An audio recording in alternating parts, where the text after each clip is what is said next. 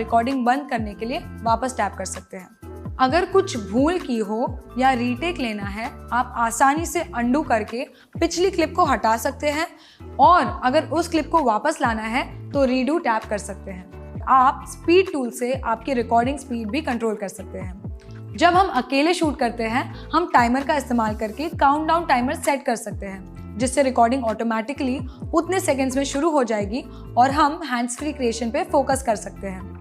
Timer tool से recording length भी तय कर सकते हैं और जैसे ही आप अपनी पहली क्लिप रिकॉर्ड करते हैं, आप अगले क्लिप के लिए अलाइन टूल का इस्तेमाल कर सकते हैं। उससे पिछली क्लिप का लास्ट फ्रेम दिख जाएगा और आप पोजीशनिंग परफेक्टली सेट कर पाओगे। पर्सनली मुझे टूल यूज़ करना बहुत पसंद है। आप चाहे तो फिल्टर्स भी ऐड कर सकते हैं। जैसे ही आपका शॉर्ट्स बन जाए, नेक्स्ट दबा के अपना वीडियो देख सकते हैं।